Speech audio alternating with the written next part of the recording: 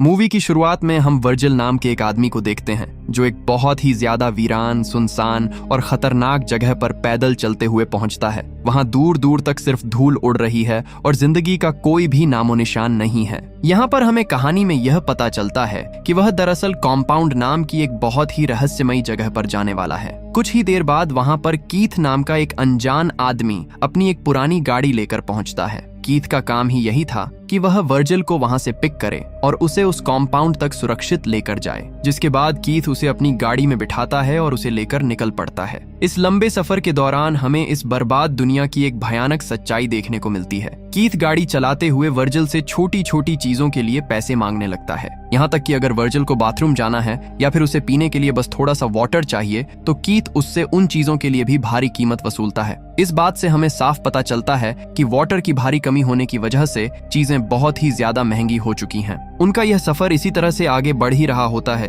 कि तभी रास्ते में अचानक से उनकी गाड़ी के इंजन में कुछ बहुत ही बड़ी खराबी आ जाती है और उनकी वह गाड़ी वहीं बीच सुनसान रास्ते पर खराब होकर रुक जाती है। लेकिन वो दोनों किसी तरह से मेहनत करके अपनी गाड़ी ठीक करते हैं और फिर वहां से आगे निकल पड़ते हैं। जिसके बाद जब धीरे धीरे रात हो जाती है और चारों तरफ अंधेरा छाने लगता है तो वो दोनों अपनी गाड़ी रोककर एक सुरक्षित जगह पर कैंप फायर जलाकर उसके पास बैठे होते हैं। तभी वर्जिल अपनी जेब से निकालकर कीथ को एक पैम्फलेट दिखाता है। इस पैम्फलेट में साफ साफ शब्दों में लोगों को अच्छी जॉब देने के लिए कहा गया था और असल में यही वह सबसे बड़ी वजह थी कि वर्जिल इतनी दूर का सफर करके उस कंपाउंड जा रहा था। हालांकि कीथ उसकी इस बात को सुनकर हंसता है और उसे वहां की कड़वी सच्चाई बताता है। कीथ कहता है कि वह जगह भी यहाँ से कुछ अलग नहीं है, ये पैम्फलेट सिर्फ एक दिखावा है और लोगों को फंसाने का जाल है। वहां पर तुमसे दिन रात जानवरों की तरह सिर्फ काम लिया जाएगा और तुम डर के मारे किसी की आंखों में आंखें डालकर बात भी नहीं कर सकते। अगले दिन सुबह होते ही सफर फिर से शुरू होता है और इस बार वर्जिल खुद ही ड्राइविंग करने का फैसला करता है,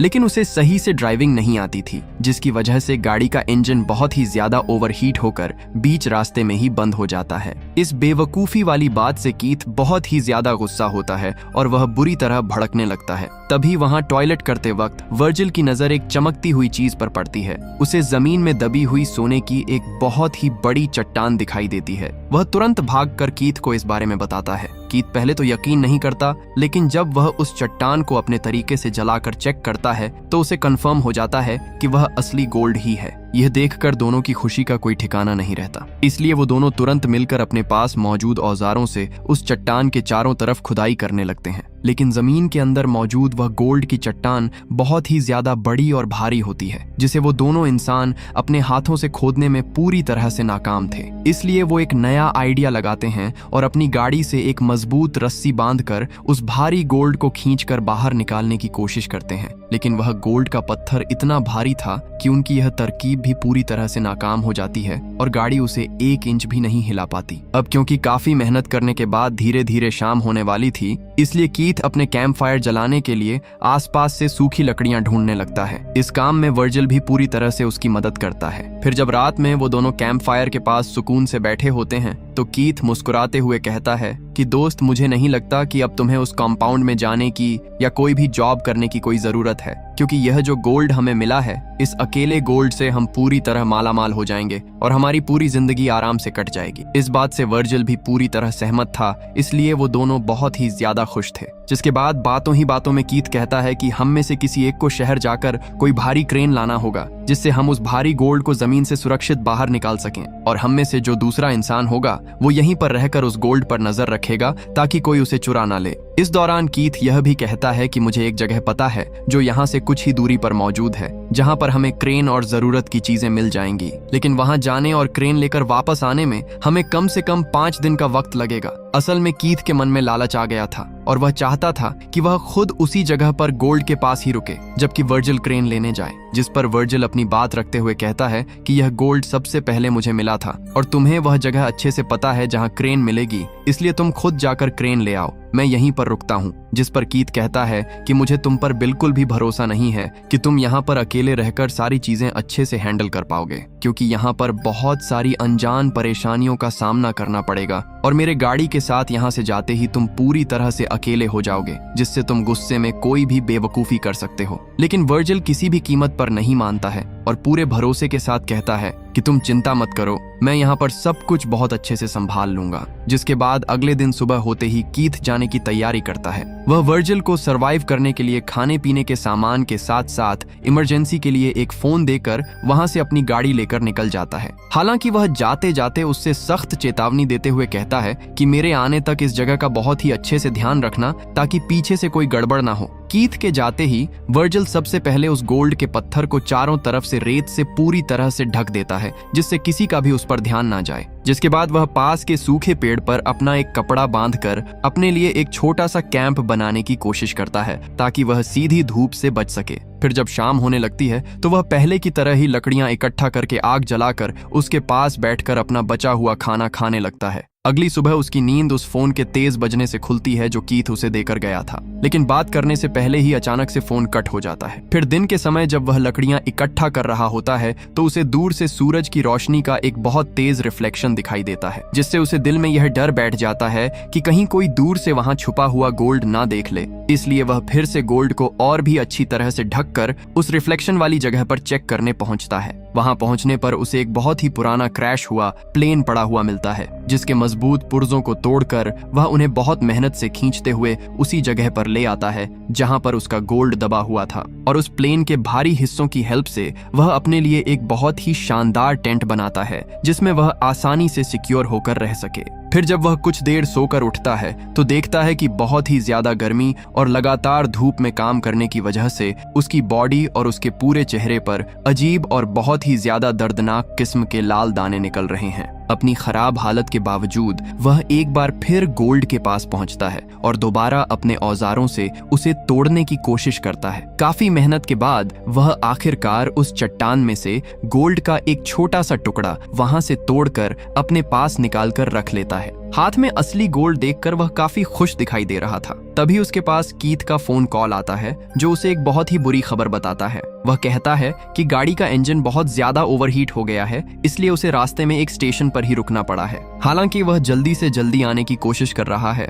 लेकिन अब उसे आने में काफी ज्यादा टाइम लग सकता है। जिसके बाद वर्जिल रात के समय अपने हाथ में जलती हुई लकड़ी से आग लेकर आगे बढ़ने की कोशिश करता है, क्योंकि उसे अपने चारों तरफ कुछ जंगली कुत्तों की भयानक आवाजें आ रही थीं। इस चीज से वह अंदर तक काफी ज्यादा डरा हुआ था। हालांकि अंधेरे में से एक खूंखार डॉग निकलकर उस पर अटैक करने की कोशिश करता है, लेकिन हाथ में जलती हुई लकड़ी होने की वजह से वह आग से उस कुत्ते को डराकर खुद को बचा लेता है। अगले दिन हम देखते हैं कि वर्जिल के पास खाने का सारा सामान पूरी तरह से खत्म हो चुका है और वह सिर्फ वाटर पीकर ही किसी तरह से सरवाइव कर रहा है। इस दौरान बिना खाने के उसकी कंडीशन हद से ज्यादा खराब होती जा रही होती है। तभी उसे अपनी तरफ जमीन पर रेंगता हुआ एक खतरनाक सांप आता हुआ दिखाई देता है। भूख के मारे वह उस सांप को खाने के लिए उस पर अटैक करने की भी पूरी कोशिश करता है। हालांकि अपनी भारी कमजोरी की वजह से वह इस चीज में पूरी तरह से नाकाम हो जाता है, लेकिन उस सांप पर हमला करने की हड़बड़ी के चक्कर में उसकी वाटर बॉटल नीचे गिर जाती है। बोतल का ढक्कन खुल जाता है और उसका सारा वाटर मिट्टी में गिरकर पूरी तरह से बर्बाद हो जाता है। पानी खत्म होने के बाद वह वापस से निराश होकर उसी जगह पर पहुंचता है जहां पर वह क्रैश हुआ प्लेन पड़ा हुआ था। और जब वह उस प्लेन के बाकी बचे हुए पुर्जों को वहां से निकाल रहा होता है, तभी उसे दूर से अपनी तरफ एक अनजान औरत पैदल ही बढ़ती हुई दिखाई देती है। इतनी सुनसान जगह पर किसी इंसान को देखकर वह बुरी तरह घबरा जाता है और खुद को छुपने की कोशिश करता है। साथ ही वह यह भी सोचता है कि उसका गोल्ड भी पूरी तरह से छुपा रहे। लेकिन जब वह लेडी उसे छुपे हुए देख लेती है तो वर्जिल को ना चाहते हुए भी अपने छुपने की जगह से बाहर आना ही पड़ता है। इस दौरान वो लेडी देखती है कि वर्जिल की हालत बहुत खराब है, इसलिए वह उसे मदद के तौर पर एक सूखे सांप की बॉडी खाने के लिए ऑफर करती है। लेकिन वर्जिल को अजीब लगता है और वह इस चीज के लिए साफ इनकार कर देता है। और क्योंकि वह पूरी तरह से एक वीरान और सुनसान जगह थी, साथ ही वहां आसपास खाने पीने के लिए भी कुछ नहीं था, इसलिए वह लेडी उसे वहां देखकर काफी हैरान होती है और वर्जिल से सीधे पूछती है कि तुम अपनी जान जोखिम में डालकर यहाँ पर अकेले क्या कर रहे हो। वह लेडी उसे समझाती है कि यहाँ से सिर्फ 5 किलोमीटर की दूरी पर ही एक पानी का गड्ढा है, साथ ही वहाँ और भी कई जरूरी चीजें मौजूद हैं जिससे तुम आसानी से सरवाइव कर सकते हो और तुम्हारी जान बच सकती है। लेकिन वह अपने गोल्ड को छोड़कर कहीं नहीं जाना चाहता था, इसलिए वह इस चीज के लिए साफ मना कर देता है। प्लेन के पुर्जों को वहां बिखरा हुआ देखकर वह लेडी तुरंत समझ जाती है कि वर्जिल उन्हें यहां से निकालकर किसी और जगह पर ले जा रहा है। तभी अचानक से उस लेडी की तेज नजर दूर बने हुए वर्जिल के कैंप पर पड़ती है, इसलिए वह तुरंत बिना कुछ सोचे उस कैंप की तरफ बढ़ने लगती है, क्योंकि उसे पूरा शक हो गया था कि वर्जिल उससे वहां कुछ बहुत कीमती चीज छुपा रहा है। हालांकि वर्जिल उसे रोकने की पूरी कोशिश भी करता है, लेकिन वह उसकी एक भी बात सुने बिना ही लगातार आगे बढ़ती ही रहती है। इसलिए वह भागकर उस लेडी के पास पहुंचकर उससे झूठ बोलते हुए कहता है कि तुम यह प्लेन ले लो और इससे अपना शेल्टर बना लो। मैं तुमसे वादा करता हूँ कि मैं यहाँ पर दोबारा नहीं आऊंगा। लेकिन इसके बावजूद वह लेडी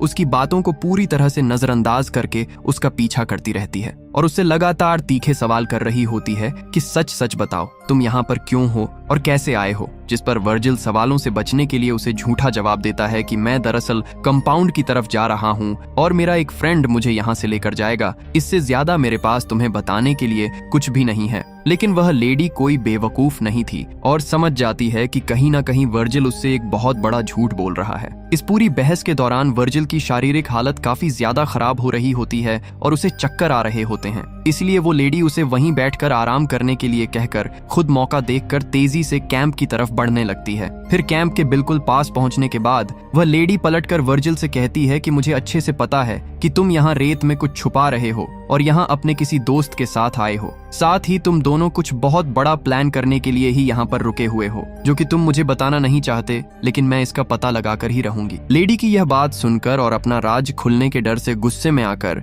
वर्जिल अपना आपा खो बैठता है और पीछे से उस पर एक भारी फावड़े से बहुत ही जोरदार अटैक करके उसे वहीं बेहोश करके जमीन पर गिरा देता है। पर थोड़ी देर बाद जब वह चेक करता है तो उसे यह भयानक एहसास होता है कि वह लेडी मर चुकी है, जिस चीज से वर्जिल अंदर तक काफी घबरा जाता है क्योंकि वह यह मर्डर करना बिल्कुल भी नहीं चाहता था। पकड़े जाने के डर और काफी ज्यादा घबराहट की वजह से वह रेत में एक गड्ढा खोदकर उसकी बॉडी को डाल देता है और उसके पास मौजूद जरूरी सामान को ले लेता है। फिर जब वह थोड़ी दूर सुकून से बैठकर उसी के बैग से लिए हुए सामान को खा रहा होता है तो अचानक देखता है कि कुछ भूखे जंगली कुत्ते खून की महक को सूंघते हुए वहां तक पहुंच गए हैं और उस डेड बॉडी को कब्र से निकालकर नोच नोच कर खा रहे हैं। यह भयानक नजारा देखकर वह कुत्तों को वहां से भगाता है और डेड बॉडी को घसीटकर किसी दूसरी सुरक्षित जगह पर ले जाता है। वहां बहुत सारी लकड़ियों को इकट्ठा करके वह उसकी डेड बॉडी को आग लगाकर पूरी तरह से जला देता है ताकि कोई सबूत ना बचे, जिसके बाद वह उस लेडी की बची हुई अस्थियों को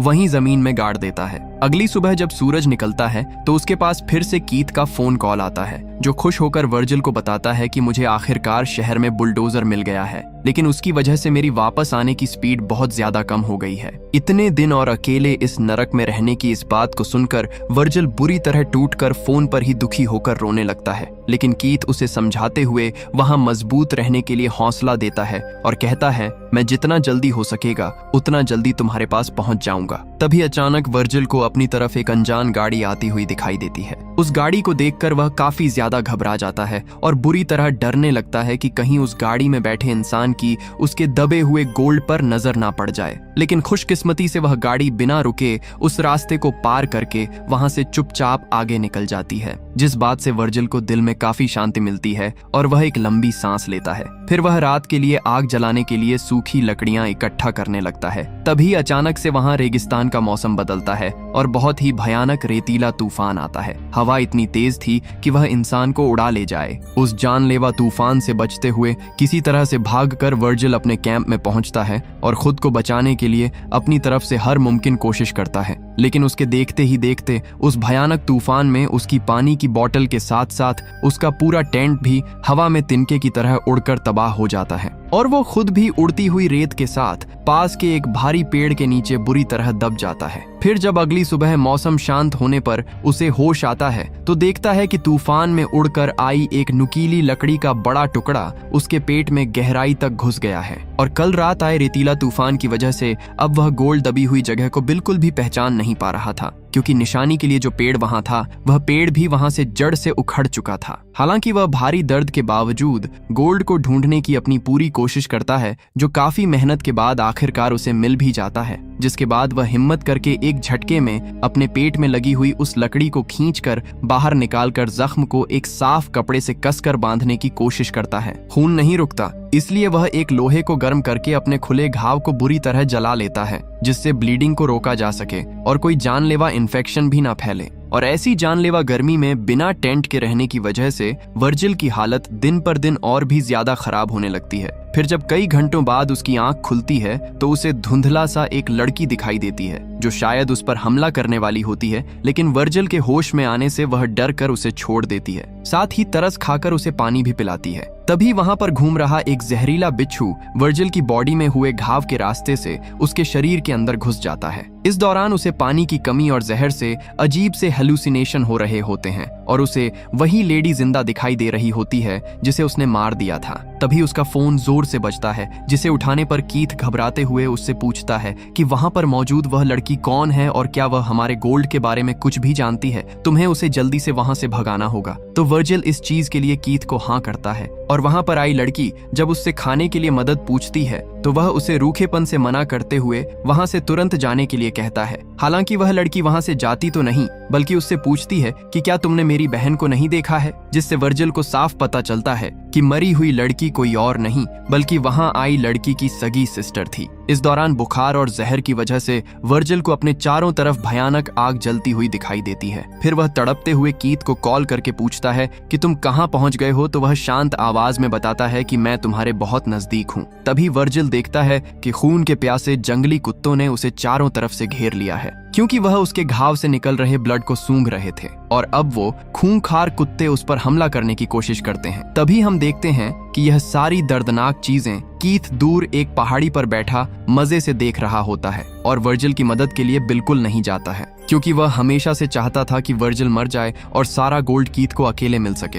ये धोखा और साजिश वर्जिल अब पूरी तरह समझ चुका था। तभी सारे कुत्ते मिलकर उस पर बहुत ही बेरहमी से हमला कर देते हैं और उसे खींचकर वहां से दूर ले जाकर जिंदा ही नोच नोच कर खाने लगते हैं। फिर हमें दिखाया जाता है कि कीथ के पास जमीन पर बहुत सारी बुझी हुई सिगरेट पड़ी हुई हैं, जिससे पता चलता है कि वह कोई अभी नहीं आया था, बल्कि काफी लंबे वक्त से वहीं पर बैठा सिर्फ वर्जिल के मरने का इंतजार कर रहा था, जिससे वह वर्जिल के मरने के बाद खुशी से क्रेन लेकर गोल्ड वाली जगह पहुंचता है। तभी वहां वह लड़की एक तीर से कीथ पर जानलेवा अटैक करके उसे भी वहीं मार देती है, जिससे वहां दबा हुआ करोड़ों का गोल्ड कीथ को भी कभी नहीं मिल पाता और यहीं पर यह कहानी खत्म हो जाती है। दोस्तों, अगर आपको इस तरह बीच रेगिस्तान में गोल्ड मिल जाए तो आप क्या करोगे? कमेंट करके जरूर बताना और इसी तरह की कहानियों के लिए हमारे चैनल को सब्सक्राइब जरूर करना।